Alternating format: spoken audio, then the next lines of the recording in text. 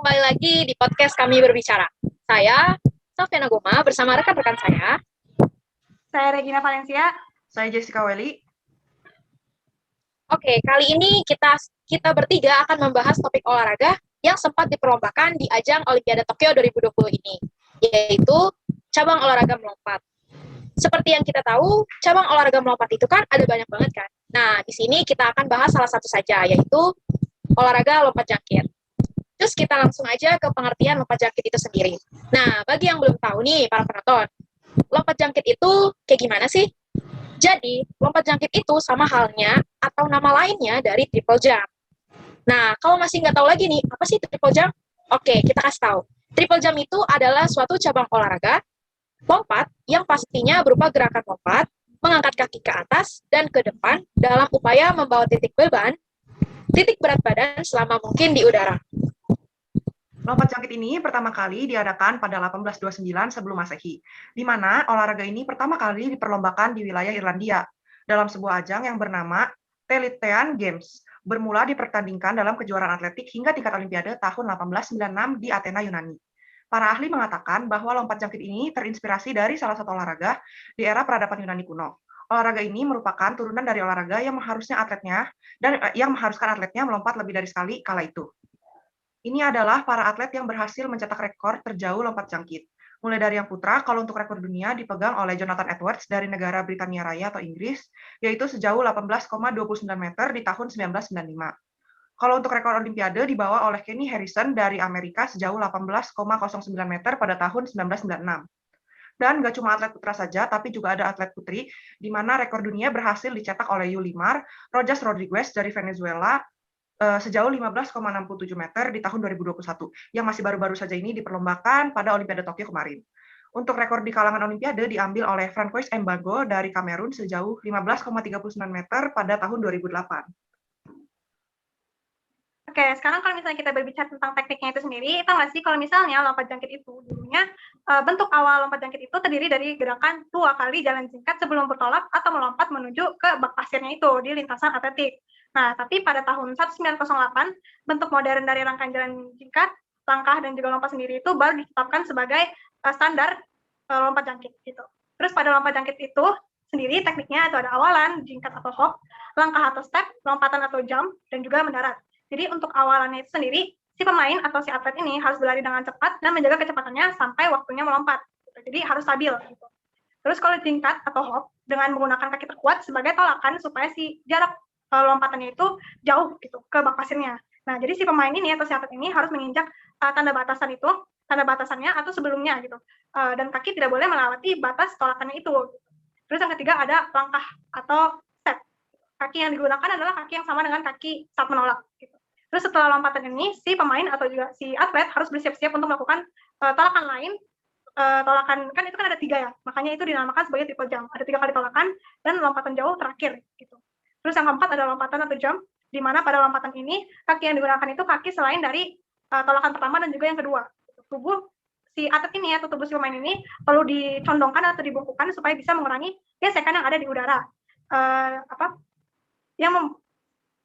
Yang membuat lompatan itu sendiri jadi terbatas gitu, dan supaya jangkauan saat mendarat pun jadi juga bisa lebih jauh gitu. Yang terakhir itu ada mendarat, di mana pada saat mendarat itu perlu dilakukan dengan 2 kaki agar bisa mengurangi resiko cederanya gitu. Terus para pemain ataupun para atlet itu harus mengusahakan untuk menjaga keseimbangannya agar nggak jatuh gitu ke belakang, karena titik jatuh itu yang akan dihitung gitu. Terus atlet pastinya harus bisa berusaha agar dia bisa melewati mistar yang nantinya dijadikan sebagai alat ukur juri di perlombaan lompat jangkit.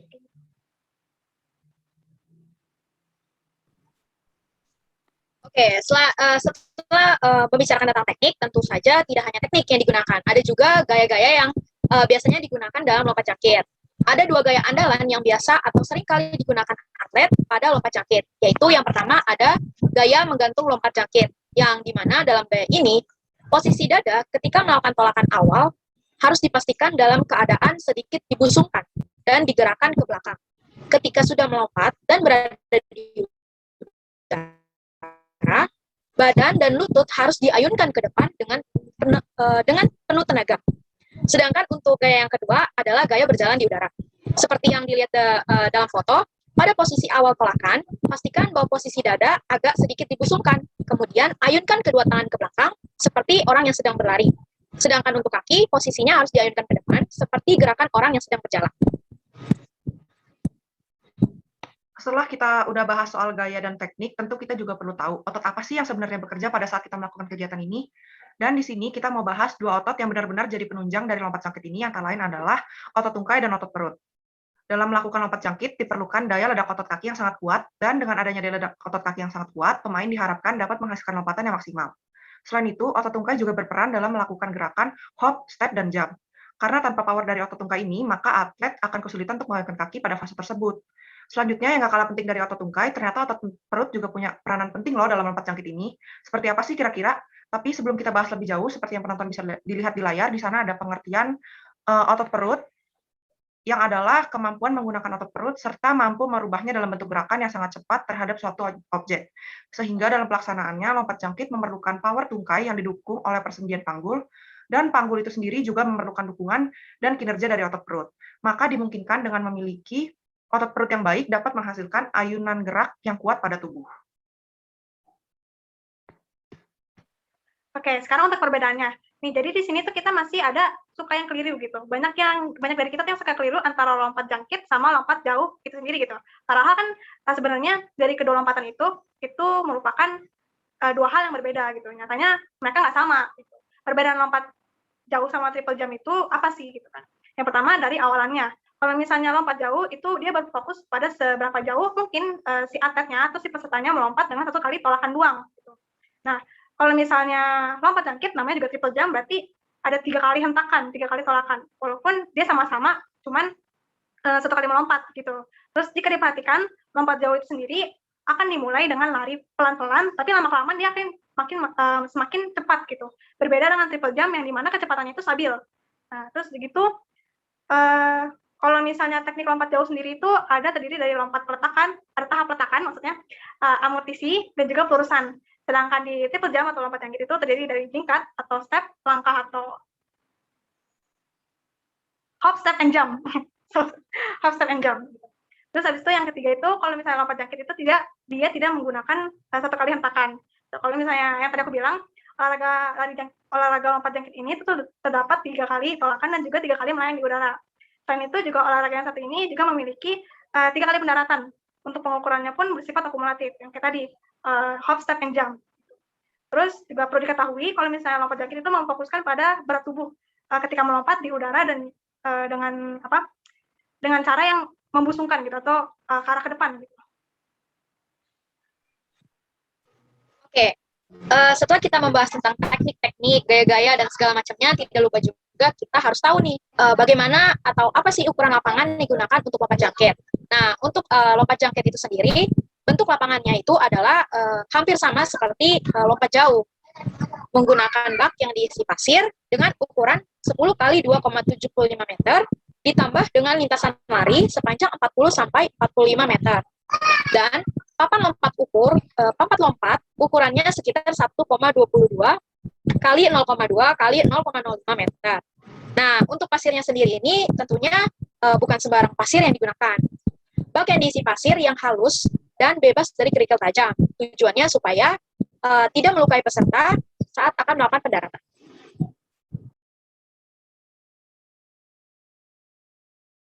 Oke, setelah membahas ukuran lapangan, sekarang kita lanjut ke faktor-faktor apa saja yang mempengaruhi seseorang dalam lompat jangkit. Yang pertama adalah jenis sepatu.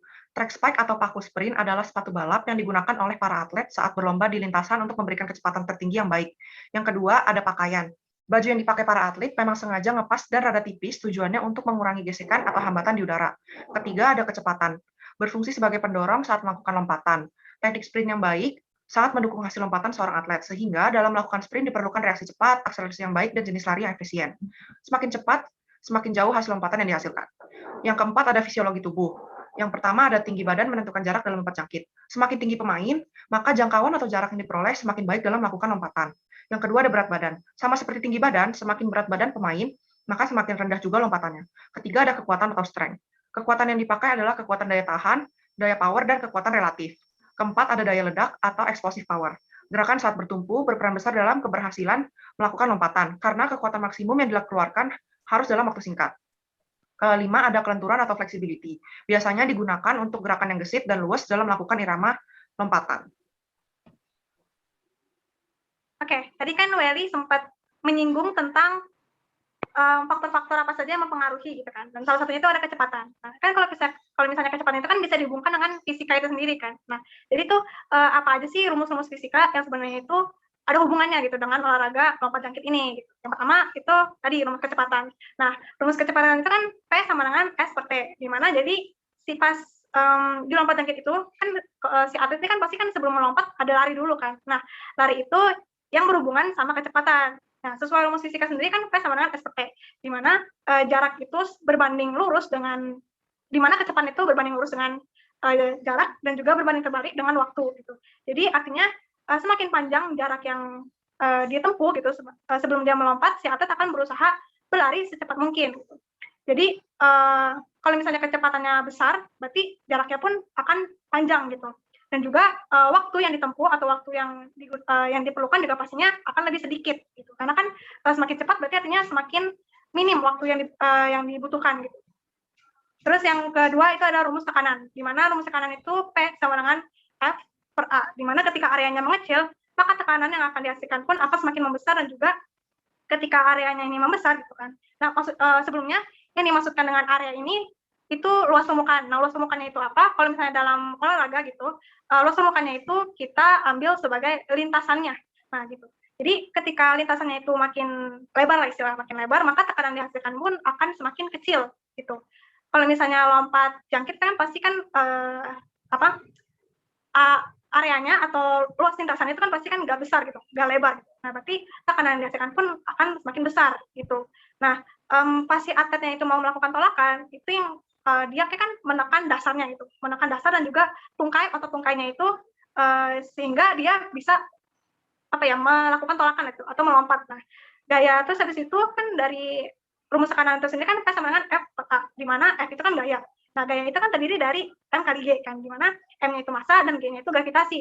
Nah, karena gayanya itu sendiri, nah maka dari itu gaya yang bekerja ini timbulnya dari massa tubuh si atlet dan juga gaya gravitasi bumi yang menekan ke bawah. Gitu. Terus juga ada rumus energi mekanik, yaitu EM sama dengan EP, energi potensial, plus EK atau energi kinetik. Kenapa rumus ini bisa berhubungan?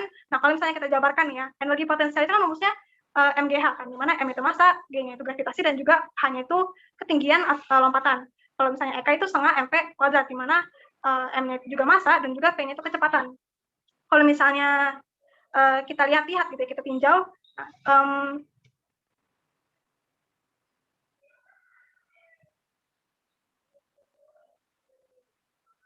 kalau misalnya kita tinjau itu kecepatan EK-nya ini pastinya itu akan berada pas si atletnya ini di ground gitu,